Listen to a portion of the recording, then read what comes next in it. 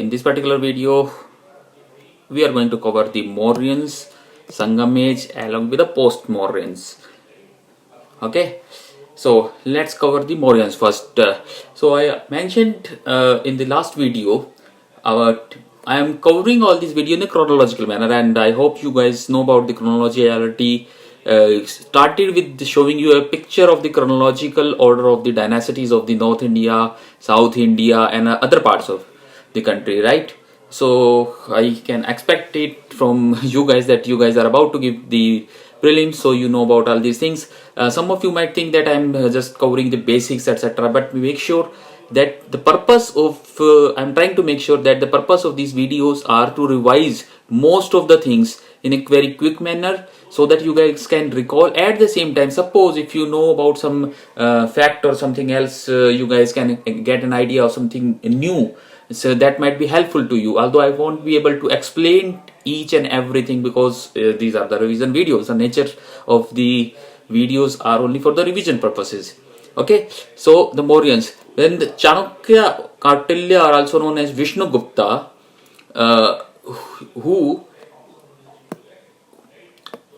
who got Chandragupta Maurya, who was considered as someone from a lower family, and he deposed the Dhanananda and his descendants and established Mauryan rule. And Chanakya is treatise Arthashastra on polity and governance is known as an excellent piece, a masterpiece of governance, masterpiece of polity, bureaucracy, statecraft. Okay, it is divided into 15 chapters, 15 adhikarnas, and then 180 subparts, and it has Saptanga theory of the of the state, which include the states, Saptangs, Rajan, the state, the territory, the military, treasures, etc., fort, and sometimes include the eighth one as an enemy. His Mauryans rule was centralized rule, highly centralized rule, and their ministers are known as the Amatyas. Military was divided into 4 parts: the Chaturanga Bala, and the most part of the ancient India, this Chaturanga Bala system was followed. Infantry, the Rath or chariots, and supplies, and elephants, right? Horses and chariots. Chandragupta I, also known as Sandrokotos by the Greeks, defeated after the Seleucus Nicator and got the area. After subjugating him, he got 500 elephants and the territory in the present day Punjab region. During his time, the famine happened in Bengal, and Mahastan copper plate inscription describes that. There is also Sogura copper plate in Gorakhpur region. In 2018 or 2019, there was a question about the Ashoka. Yes, in 2019, a question about the Ashoka was asked, in which Ashoka's stone pillar image, and one of the options was asked where it is located, where it has been discovered, where it is this sculpture is located, what is the site of this sculpture, and one of the option was Sohogura. So if you know about this, Sohogura was associated with the Chandragupta Vikramaditya, then you can exclude it from the question related to Ashoka, right? So that is the importance of these kind of facts. It can be used in exclusion. An important source of this period, apart from the Arthashastra, is the Megasthenes Indica, which is no longer available to us in the original, but it has been quoted by the various Greek and Roman authors of the later time period. And Megasthenes says that there are 7 castes, although it is wrong thing, but actually he mistook the occupation as castes. And Megasthenes says there were no slaves, maybe because he could not identify the slaves and because of their better position. Patliputra administration by a committee of 30 divided into multiple parts for the various purposes was also mentioned by the Megasthenes. Chandragupta Maurya at the end of his reign became a Jaina and went to Shravana Belagola along with the Bhadrabahu.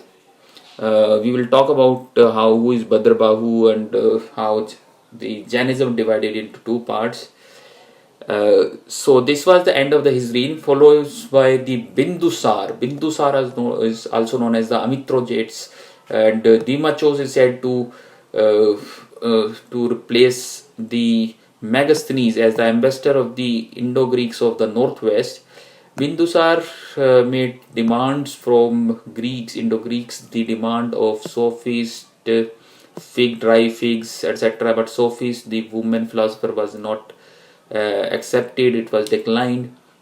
He also made certain conquest, but important point about his reign, the Ajivika fortune teller present in his court, Pingalavatsa. Okay, then about the Mauryan taxation system.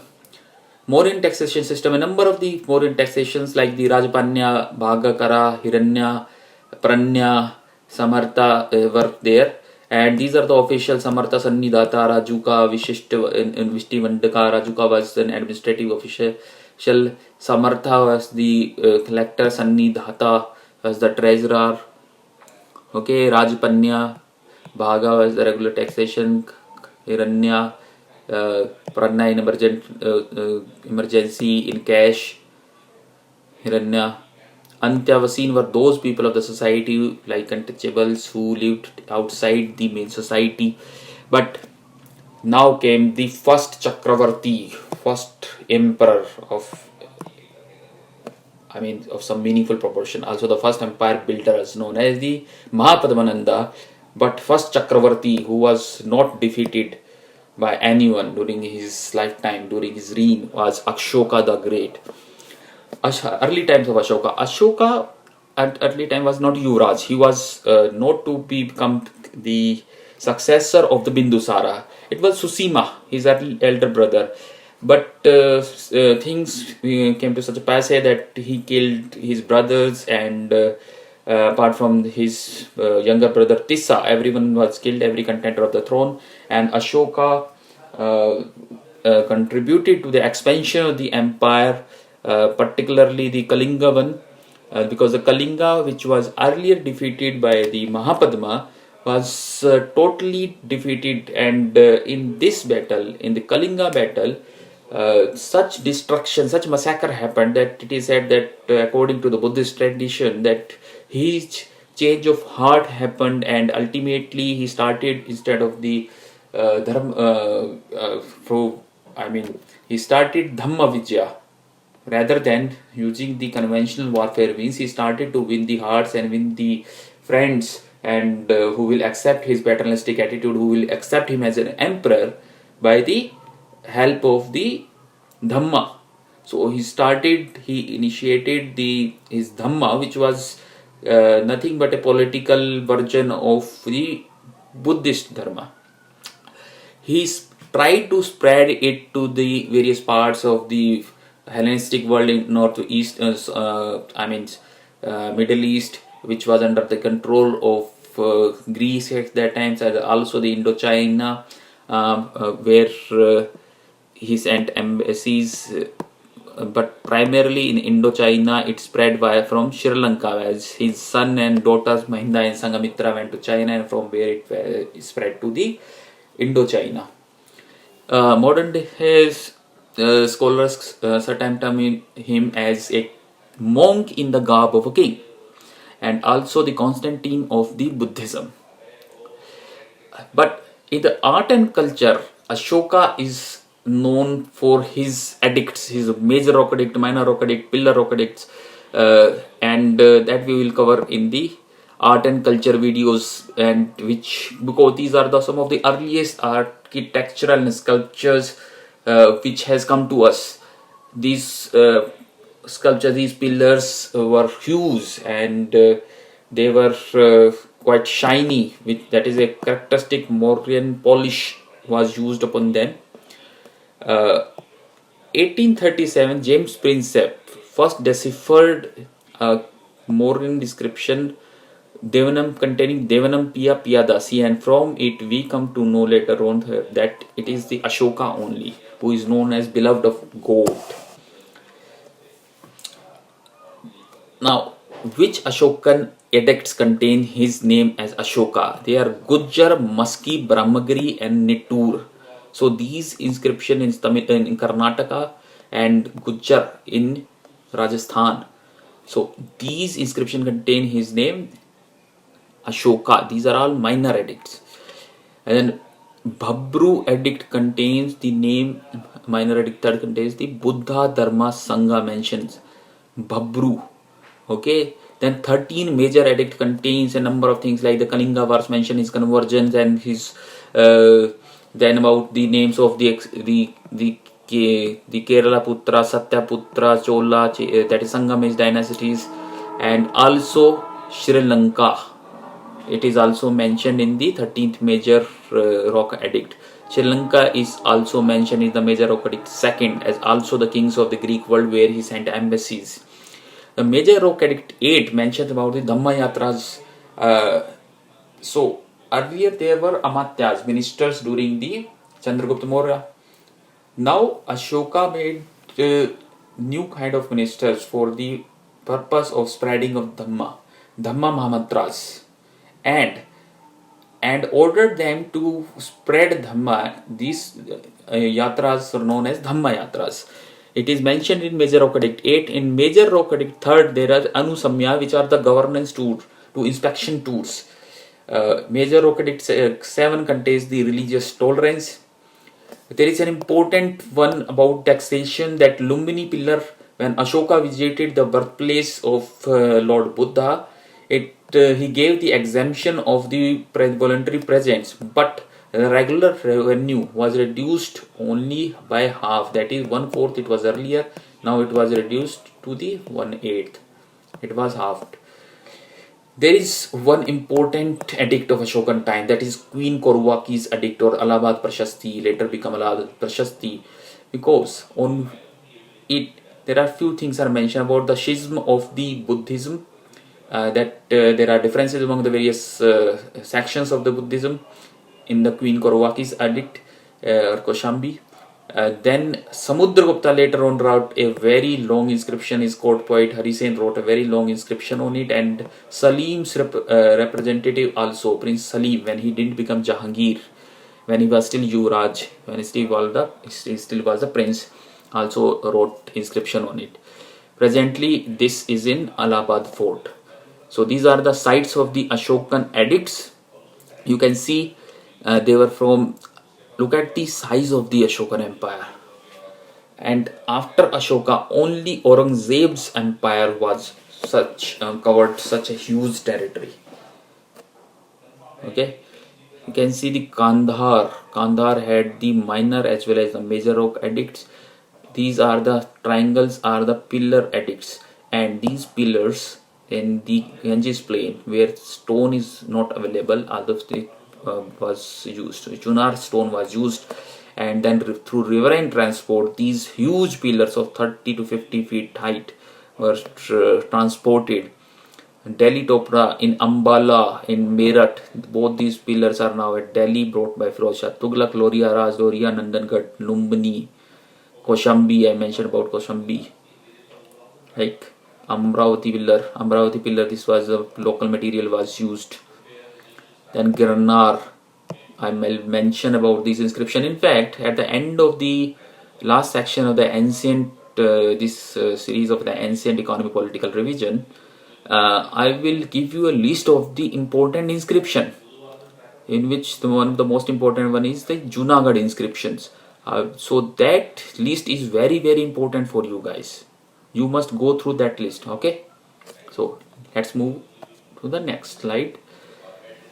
Now, Ashokan administration. departments were known as tirthas. So there were 18 tirthas under Mahamatras, and there were also further adhyaksh 77 superintendents, or the adhyakshas were there. I already mentioned that Shudras were farmers and slaves were also there, but the Magazines could not recognize them because of their improved position, and these were used for agricultural operation, and that's why the Mauryan prosperity happened, because of the extension of the agriculture, and thereby surplus resulted. Crown land Sita was the lands from which from the revenue or the produce of which was used directly by the royal household. In medieval time, they are known as Khalisa. Gahapatis, the rich peasants, I already mentioned about it. Junagadh inscription. Junagadh inscription, okay, I am telling you about the Junagadh inscription in Gujarat, because this is the only inscription in which both Ashoka and Maurya and Chandragupta is mentioned.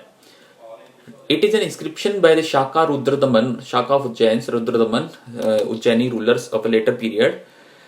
He says that the Junagadh, the lake was established because of the dry condition, because of the arid condition, and he mentions about the Chandragupta Maurya's governor there, as also mentions about the Ashoka's governor and the repairs undertaken by them. Now, who were the successor of Ashoka? What happened to this great empire after Ashoka? According to the inscription, only one son is there, Tivara, only one son is mentioned, but in some other texts, Jaluka is also mentioned as Ashoka's son. But according to the tradition, particularly the Buddhist traditions, the empire was divided, which became the major cause of the decline of the empire. It broke, and the coherence lost. In the western part of it was divided, was given to the Kunal and Sampriti, and the eastern to the Dasharatha.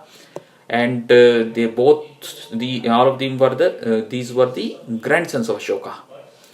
So, an important thing for mains usually, but in prelims too, sometimes the questions in the form of the statements is asked, what were the reasons of decline? Then 3 statement or 4 statement might be given. Ashoka's pro-Buddhist approach. So, this is sometimes considered as. Some historians argue that his pro-Buddhist approach and too much pacifism resulted into the decline of empire. Pro-Buddhist approach antagonized the other sections of the society, like Brahmanis, as well as the other rajas, other kings who were under their influence, because they were not getting the proper patronage by the main emperor. Then financial crisis happened because these forces as well as administration was still huge, but because no new area was added, and like in medieval times comes Khanima, which the war booty by the new expedition which was not coming. Hence there was some kind of the financial crisis was also there. Moreover, most important one was the neglect of Northwest, as well as the not giving proper observation of the activities of the regional governors, and there emerged revolts.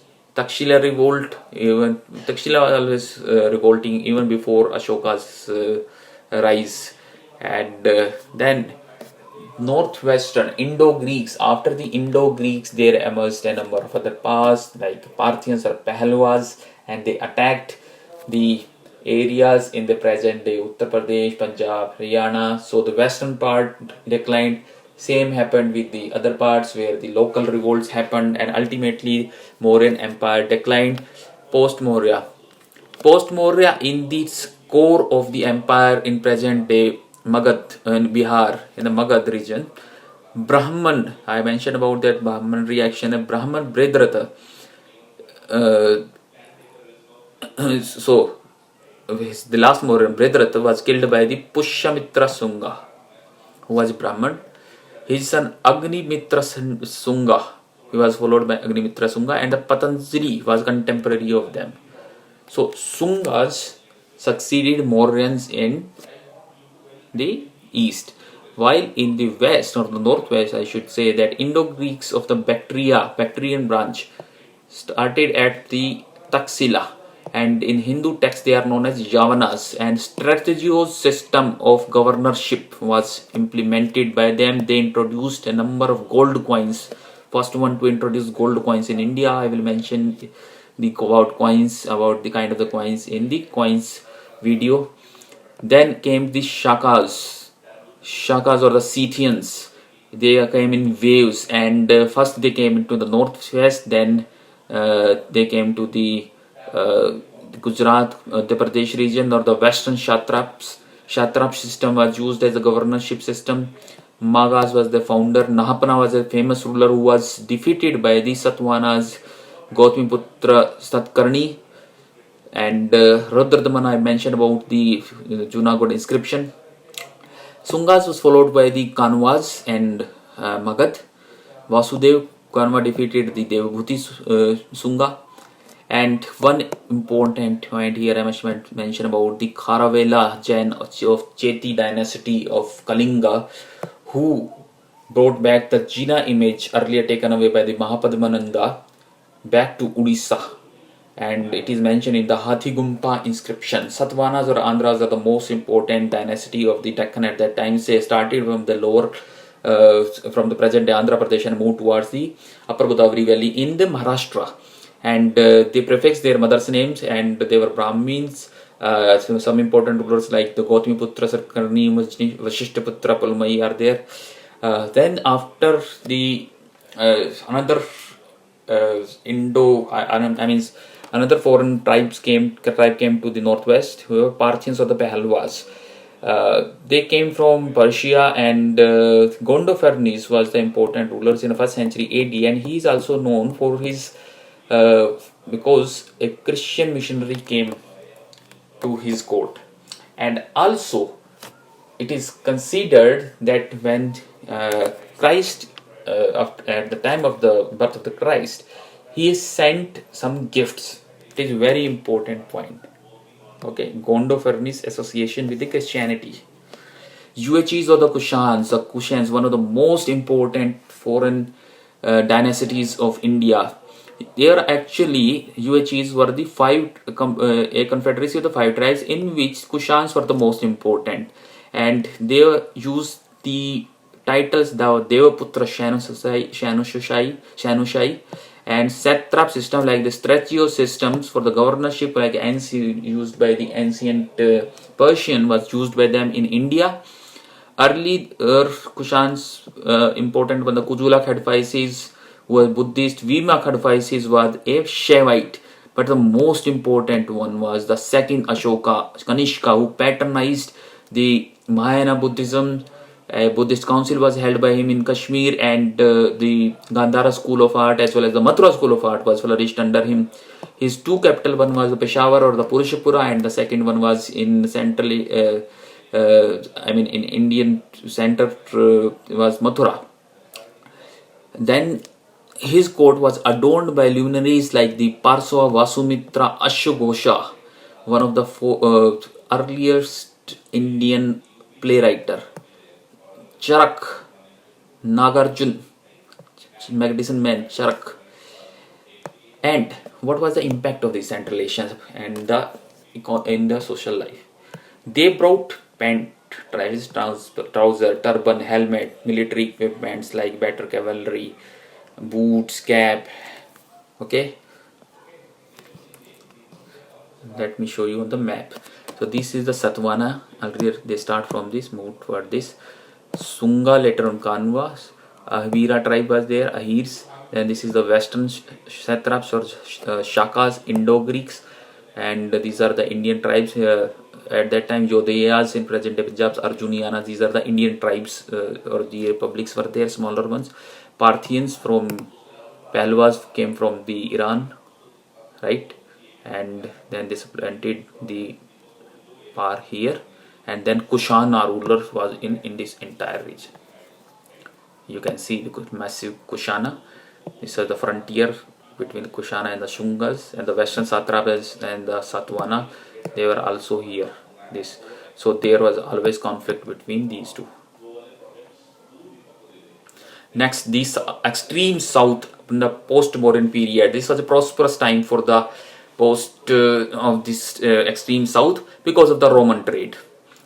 Because of the Roman trade, Roman came for these cotton and spices, and particularly after discovery of the Bansu in the 1st century AD, these southern communities who were the developed thing, but the developed stage of the megalithic communities of the South India, and there emerged the towns, there emerged the more prosperous communities, and three southern dynasty, that is Chola, Cheras and Pandyas are important. Cheras in present day Kerala, Pandyas in southern Tamil Nadu, and Cholas the delta region, the north Tamil Nadu of the Kaveri river.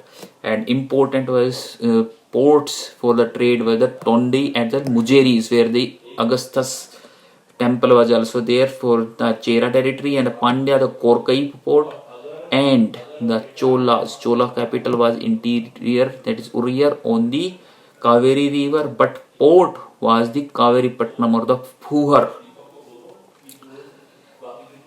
Their territories of the Cholas are known as the Tondai Matlab, and their symbol was tiger.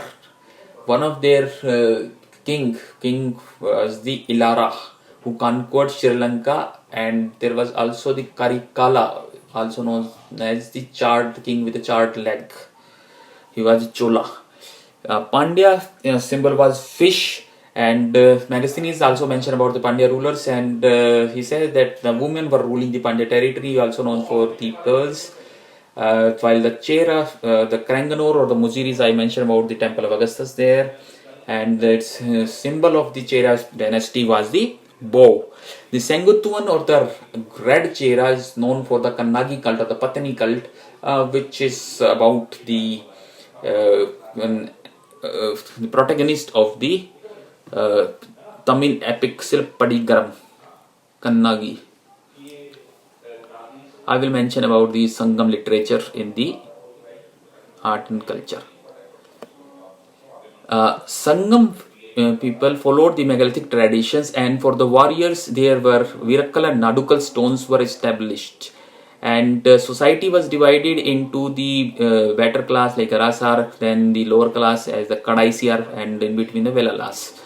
Murugan or the late medieval age Subramanya, who merged with the Ganesha, was Shiva Ganesha tradition, is their chief god. And the 5 eco zones, the Marutam, Tulai, Malai, Kurinchi and Nital, is there the livings, lifestyles, etc. is mentioned in Sangam text. Marutam or the where agriculture is produced in riverine fertile river valleys, Pulai, Mulai, arid zones, Kurinchi, jungle lands, Nital, coastal land, grasslands, as well as the wasteland. Poduka or Arikamedu, just north of the Kavaripatnam at that time, was also became an important center for the Roman trade from this time onwards.